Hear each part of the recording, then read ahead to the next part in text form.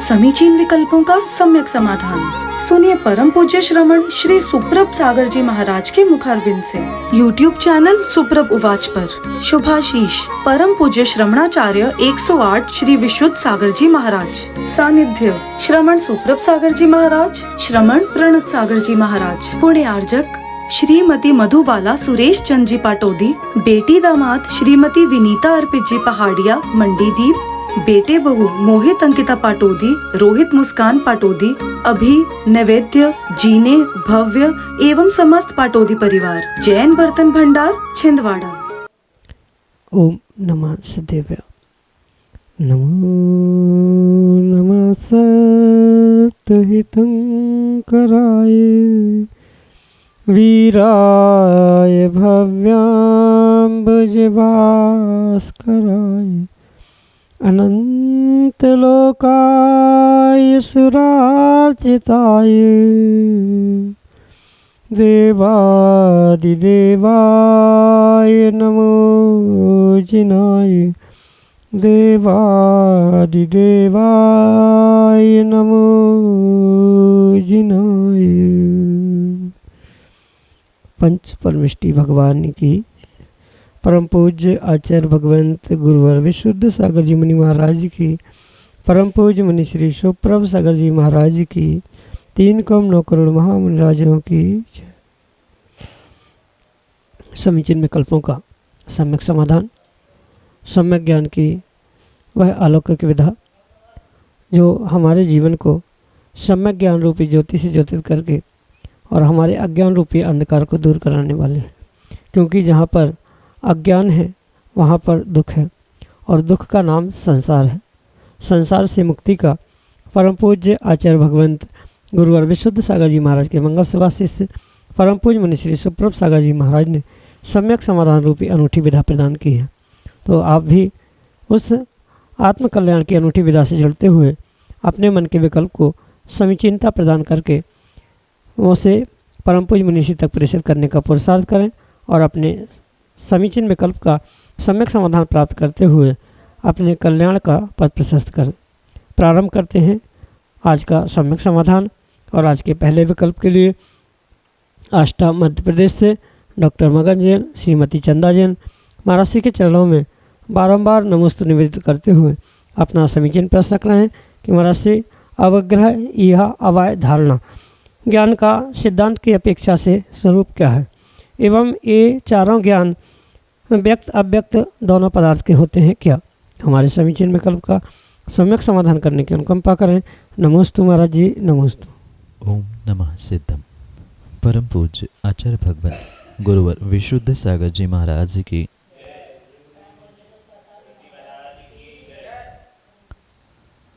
अवग्रह या अवाय धारणा, ये 4 भेद मति ज्ञान के आचार्य भगवंतों ने कहे। जो श्रुत ज्ञान है, श्रुत ज्ञान नियम से मति ज्ञान पूर्वक ही हुआ करता है और इस मति ज्ञान को समझने के लिए इन 4 भेदों को जो कि क्रम से होते हैं उसे समझना बहुत आवश्यक है। क्योंकि ज्ञान और ज्ञान के विषय से उस सिद्धों के अंत तक पहुंचना यही सिद्धांत है। तो सिद्धांत की अपेक्षा से ही इनके स्वरूप को समझना अर्थात मति ज्ञान के ये भेद है और अवग्रह से लेकर धारणा तक के ये ज्ञान उस श्रुत ज्ञान के लिए निमित्त बनते हैं। क्रम क्रम से ये सैद्धांतिक रूप से समझने की आवश्यकता है। बिना अवग्रह के इहा के अभाव में अवाय, अवाय के अभाव में धारणा होना संभव नहीं है। ये क्रम से होने वाले मति ज्ञान की पर्याय रूप स्वीकार किए जा सकते। जैसे कुछ है, यह है, यही है आदि रूप जो ये ज्ञान है जो मति रूप प्राप्त होता है, क्योंकि ज्ञान हमेशा ही सविकल्प होता है, दर्शन निर्विकल्प होता है। इस परिप्रेक्ष्य में इन 4 भेदों को, पर्यायों को विशेष रूप से समझने की आवश्यकता है। कुछ है, ये है, यह है, ये है और यही है, इस रूप इन्हें स्वीकार किया जाता। जैसे कुछ दृष्टांत हम ले ले, आकाश में कुछ सफ़ेद वस्तु दिख रही है, तो ये समझना कि ये कुछ है, फिर इसमें से वह सफ़ेद तो है पर ये पतंग है कि बगुला है, ऐसा जो उभय कोटि का ज्ञान है उसे इहा कहा जाता है। कुछ है ये अवग्रह है, उभय कोटि का ज्ञान इहा कहलाता है।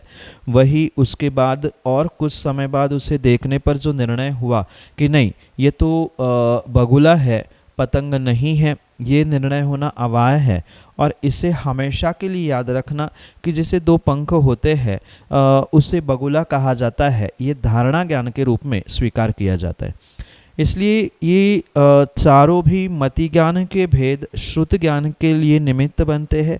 और इन चारों ज्ञानों में से जो ज्ञान है वे पूर्ण रूप से हमें व्यक्ताव्यक्त की अपेक्षा से समझने की आवश्यकता है। किस प्रकार, कब, कहाँ, किन वस्तुओं के अपेक्षा से इनमें भेद या प्रभेद किए जा सकते हैं, वे तात्कालिक स्थिति परिस्थिति किन विषयों का किस प्रकार से ज्ञान हो रहा है इस पर निर्भर किया करता है। पर यही विषयों को मति ज्ञान पूर्वक श्रुत ज्ञान और मति ज्ञान की ये चार भेद क्रमशः होते हैं, यही इसका सिद्धांतिक पक्ष आपके लिए सम्यक समाधान से। अशोक जैन, शाहगढ़, मध्य प्रदेश से अगले समीचीन विकल्प के लिए। नमोस्तु महाराज जी, महाराज श्री के चरणों में सादर नमोस्तु।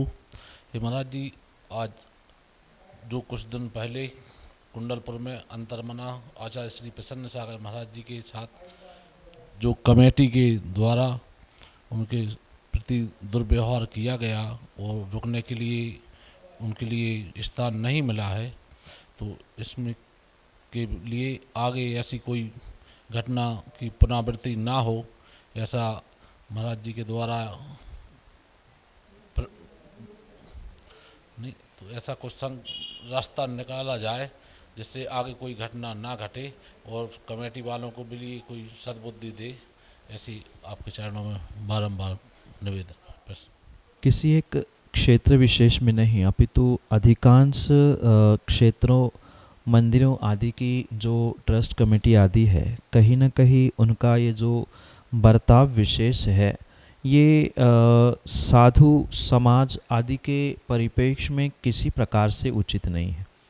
ये तो मात्र किसी एक स्थान में घटित घटना जो समाज के सामने आई, क्योंकि आचार्य महाराज का बहुत बड़ा प्रभुत्व था, इस कारण से उनके गलत व्यवहार के बारे में समाज को आगाह करने का प्रयास किया गया। उनकी गलती समाज के सामने प्रस्थापित हुई है, पर कई सारे ऐसे स्थान पहले भी थे, आज भी है, जहाँ कमेटी आदि जो अपने आप को क्षेत्र आदि के ठेकेदार समझते हैं, व्यवस्थापक कम समझते हैं, उनकी बदौलत जो होने वाले दुर्व्यवहार है मात्र साधु संघों के प्रति ही नहीं अपितु विशेष करते हुए कहीं ना कहीं समाज के भी कुछ गिने चुने व्यक्तियों के प्रति जो ये दुष्व्यवहार है, ये कहीं न कहीं समाज की जो सुप्तता है, जो सोने की आदत है, या ऐसा कह दो जो जागरूकता का अभाव है, इसी कारण से ये सब कुछ होते हुए देखने में आ रहा है।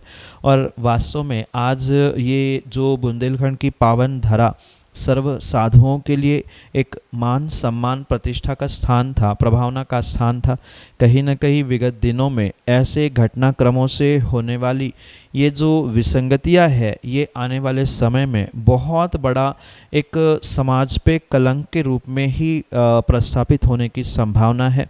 मैं पुनः कहना चाहता हूँ, ये किसी एक नगर, किसी एक क्षेत्र, किसी एक स्थान विशेष का नहीं अपितु ऐसी कई सारी घटनाएं भूत में भी हो चुकी है। और इसी स्थान से भी संबंधित हम समझे तो इस स्थान से भी संबंधित बहुत सारी और भी घटनाएं भूत में हो चुकी है। पुनरावृत्ति ना हो इसलिए समाज को, आसपास के नगर के नगरवासियों को और विशेष करके पूरे देश बुंदेलखंड के समाज को इस विषय में जागरूक होते हुए कुछ न कुछ कठोर नियम बनाने की आवश्यकता है। पर यह भी सत्य है, नियमावली तो कई सारे स्थानों पर बनी जाती है, पर मात्र कहने का विषय है नमो लोहि सवसाहुणम, पर नमो लोहि सवसाहुणम अधिकांश क्षेत्र मंदिर आदि में देखने के लिए नहीं मिलता है। और जहाँ ये सत्यता जीव नहीं जान पाता, समझ नहीं पाता है, वही कहीं न कहीं साधुओं का अभिनय होना, उनके साथ दुर्व्यवहार आदि होना ये देखने के लिए मिल रहा है। इससे दूर होने के लिए समाज के सभी घटकों को एकत्रित होते हुए कुछ न कुछ निर्णय और कुछ न कुछ कदम उठाने की अवश्य ही आवश्यकता है। कहीं न कहीं कुछ विशेष स्थान आदि से यहाँ सह मिलने से, अनुमोदना होने से भी कई बार ऐसे कार्यों की पुनः पुनरावृत्ति होने की संभावना होती है। तो इसके तल तक यानी अंतिम स्थान तक क्यों हुआ, कैसे हुआ, किन कारणों से हुआ, इनमें किन किन का हाथ है, क्योंकि कई बार ऐसा होता है कि मोहरा कोई और होता है और उसके पर्दे के पीछे के कलाकार कोई और होते। तो इन सभी सत्यता को समझते हुए ही समाज को जागने की आवश्यकता है। और ये सूत्र नमो लोहि सवसाहुणम जानते हुए सभी क्षेत्र सभी साधुओं के लिए खुले हो, ये एक व्यवस्था, ये एक कायदा पूरे देश भर में प्रसारित करने की आवश्यकता है, जिसके लिए शावक का बहुत बड़ा हाथ हो सकता है और उसके ही माध्यम से इसे बचा जा सकता है। यही आपके लिए सम्यक समाधान। संदीप जैन, साहेगढ़, मध्य प्रदेश से अगले समीचीन विकल्प के साथ।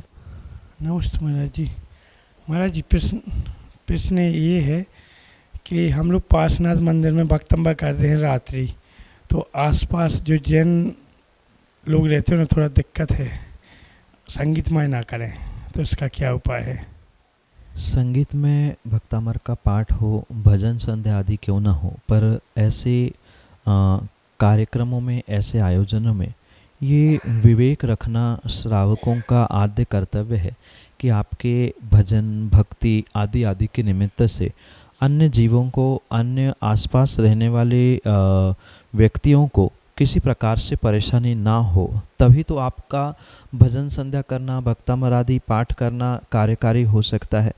अन्यथा बहुत ज़ोर शोर से संगीत करते हुए, बहुत बड़े बड़े लाउड स्पीकर आदि के माध्यम से अगर हू हल्ला और धू धमाका हो रहा है, जिसके कारण से अड़ोस पड़ोस के लोगों के लिए कोई परेशानी, दिक्कत उत्पन्न हो रही है, तो ये किसी भी प्रकार से सार्थक नहीं हो सकता। आपकी भजन संध्या, आपका संगीत आदि या भक्तामर पाठ भी सार्थक हो ही नहीं सकता, क्योंकि मुख्य उद्देश्य हमारा भक्तामर पाठ या भजन संध्या आदि का है कि जिसके माध्यम से हमारी कर्मों की निर्जरा हो। अगर कर्मों की निर्जरा की जगह कर्मों का बंध हो रहा है, दूसरों को परेशानी हो रही है, तो ये पक्का मानना, दूसरों को परेशान करना, करवाना, उनको दुख देना, ये पूर्ण रूप से असाता वेदनी के आश्रव के लिए हिंसा का निमित्त होने के कारण से अवश्य ही कारण बनेगा। इसलिए ऐसी सिचुएशन में आप बहुत अच्छे से भक्तामर पाठ करें, भजन संध्या करें, पर उसकी आवाज़ इतनी होनी चाहिए जिसके कारण से किसी व्यक्ति को परेशानी नहीं हो, क्योंकि ये भी आगम्य आचार्यों ने लिखा है कि भक्ति पूजन पाठ आदि करते हुए बहुत उत्साह और आनंद के साथ करना चाहिए। पर उत्साह आनंद का मतलब ये नहीं है कि बहुत बड़े बड़े डीजे और बहुत बड़े चुंगे लगाकर दूसरों को परेशान कर लिया जाए। हमें मात्र भक्ति करने से मतलब है, पाठ करने से मतलब है, तो जितने लोग वहाँ पर एकत्रित है उनको सुनाई दे, इतनी ही आवश्यकता है। तो ये कई सारे स्थानों में हमने भी अनुभूत किया है। कुछ क्षेत्रों में या कहीं रहने पर जहाँ साधु विराजमान हैं, वहाँ दिन भर रात भर विधान चल रहा है, नाच गाने चल रहे हैं, समय का भी बोध नहीं, 11-12 बजे तक स्पीकर पे और चुंगे आदि के माध्यम से संगीत सुनाया जा रहा है। ठीक है, जो अंदर है उनकी तो भक्ति हो रही है, पर आपके भक्ति के कारण से दूसरों को अगर अंतराय पड़ रहा है, दूसरों को विघ्न हो रहा है, परेशानी हो रही है, तो ये पक्का मानना ऐसे करने वाले जीवों को अंतराय कर्म का, असाता वेदनी का, हिंसा आदि आदि बहुत सारे पापों का वहाँ अवश्य ही आश्रय बंद होगा। इसलिए दूसरों को परेशानी ना हो, दुख ना हो, कष्ट ना हो, आसपास के अड़ोसी पड़ोसी को आपकी भक्ति में आनंद आ जाए, इतनी ही आवाज़ तेज होनी चाहिए। और मैं तो कहता हूँ जितने सुनने वाले हैं उतनों के लिए ही सुनाई दे। दुनिया भर को सुनाने के लिए चुंगे लगाना, डीजे के बड़े बड़े साउंड लगाना, ये भक्ति का प्रदर्शन करना, पाठ भजन संध्या का प्रदर्शन करना किसी प्रकार से उचित नहीं है। जितने बैठे हैं उतने लिए ही पर्याप्त आवाज़ हो, इतना ही पुरुषार्थ आपको करना चाहिए। यही आपके लिए सम्यक समाधान। दिशांत जैन, सागर, मध्य प्रदेश से अगले समीचीन विकल्प के लिए। श्री के चरणों में बारंबार नमन। महराज जी, मेरी शंका यह है कि मैं वर्ष 2023 से लगातार दिन प्रतिदिन परेशान हो रहा हूँ। नित्य नए जो भी काम शुरू कर रहा हूँ वो भी नहीं हो पा रहे हैं, और जो पुराने जो काम चल रहे थे वो बंद होते जा रहे हैं। महराज जी, यही हमारी शंका है, कृपया कर निवारण करें। नमस्ते महराज जी। संसार में सुख दुख, परेशानी, अच्छी बुरे समय आना, ये तो स्वाभाविक सी बात है, क्योंकि संसार है, कर्म है, और प्रत्येक जीव के अपने अपने कर्मोदय के कारण से वह कभी सुखी दुखी, अच्छे बुरे दिनों को, परेशानी आदि को प्राप्त करता ही करता। ऐसे समय पे विशेष करके आपका ये कर्तव्य होना चाहिए, जितनी ज़्यादा आप जिनेंद्र भगवान की निर्ग्रंथ गुरु की भक्ति कर सकते हो, सेवा आदि आदि कर सकते हो, उतना अधिक करने का प्रयास करें, क्योंकि जो ये ऐसे पाप कर्म हैं, इन पाप कर्मों से बचने के लिए आचार्य भगवंतों ने कहा है कि जिनेंद्र भक्ति, गुरु भक्ति आदि के माध्यम से ही विशेष रूप से पाप कर्मों की निर्जरा हो सकती है। अन्यथा उन्हीं दिनों में, मतलब परेशानी के दिनों में पुनः पुनः संक्लेशित भाव लाना, विपरीत कार्य करने के भाव उत्पन्न कर लेना, इससे पुनः आने वाला समय आपका दुखद और परेशानी से युक्त हो सकता है। इसलिए जितना समय आपको प्राप्त हो बहुत अच्छी बात है। प्रतिदिन पूजन पाठ, अभिषेक आदि कार्यों से जुड़े, उसके अलावा आसपास साधु है उनकी सेवा वैयावृत्ति करने का प्रयास करें। ये जितना अधिक आप इन धार्मिक क्रियाओं से जुड़ने का प्रयास करेंगे, उतना विशेष आपको ये प्रतिभासित होगा, अनुभव में आएगा कि आपकी परेशानी दिन ब दिन कम होते जा रही।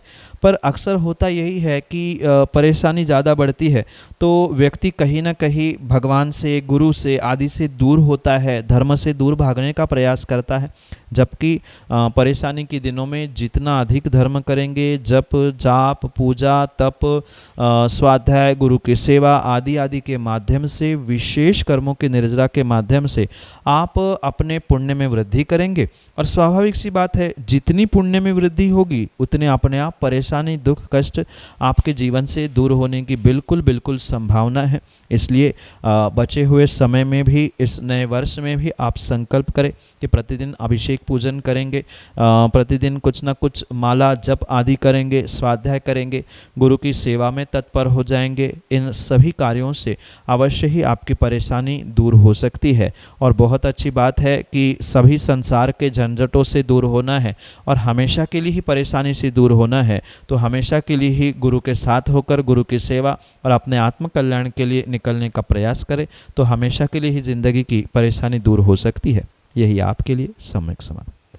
अंकित जैन, चंदला, घुआरा, मध्य प्रदेश से अगले समीचीन विकल्प के साथ। चर्या शिरोमणि आचार्य भगवान श्री 108 विशुद्ध सागर जी महाराज की जय।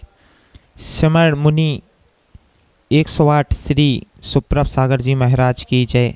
श्रमण मुनि 108 श्री प्रणत सागर जी महाराज की जय। पूज्य गुरुदेव के चरणों में बारंबार नमोस्तु निवेदित करते हैं। और पूज्य गुरुवर, मेरी शंका ये है कि हमारी सकल दिगंबर जैन समाज की कमेटी कैसी होना चाहिए और उसका दायित्व क्या होना चाहिए। आप मेरी शंका का समाधान करने की कृपा करें पूज्य गुरुदेव।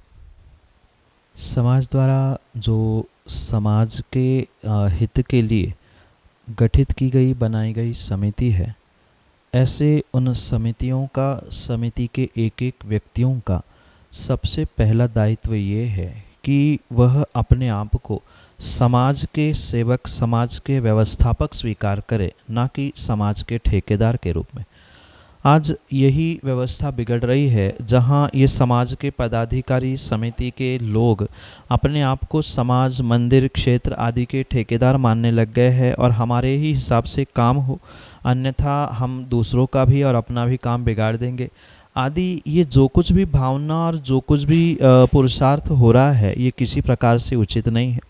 ऐसे इस विषय में समाज को आगे लेकर चलना, समाज के प्रत्येक घटक को, प्रत्येक व्यक्ति को, मेरे ही समाज का ये सदस्य है, मेरे समाज रूपी परिवार का ही ये एक अविभागी घटक है, उसके उन्नति में, उसकी समृद्धि में ही मेरी समाज की समृद्धि होने की संभावना है।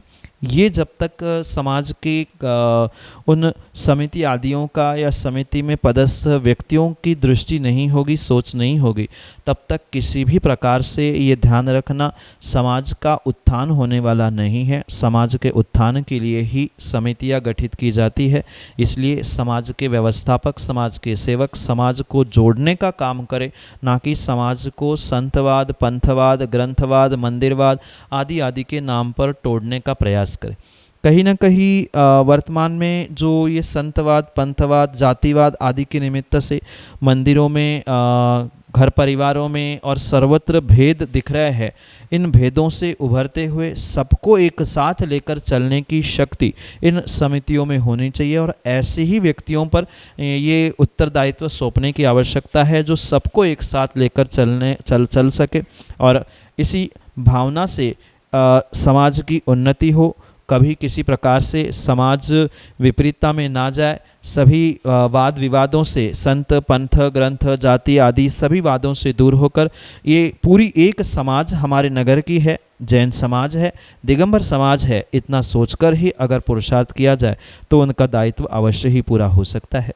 यही आपके लिए सम्यक समाधान। समीचीन विकल्पों का सम्यक समाधान सुनिए परम पूज्य श्रमण श्री सुप्रभ सागर जी महाराज के मुखारबिंद से। YouTube चैनल सुप्रभ उवाच पर शुभाशीष परम पूज्य श्रमणाचार्य 108 श्री विशुद्ध सागर जी महाराज। सानिध्य श्रमण सुप्रभ सागर जी महाराज, श्रमण प्रणत सागर जी महाराज। पुण्य आर्जक श्रीमती मधुबाला सुरेश चंद जी पाटोदी, बेटी दामाद श्रीमती विनीता अर्पित जी पहाड़िया मंडीदीप, बेटे बहू मोहित अंकिता पाटोदी, रोहित मुस्कान पाटोदी, अभी, नैवेद्य, जीने, भव्य एवं समस्त पाटोदी परिवार, जैन बर्तन भंडार छिंदवाड़ा।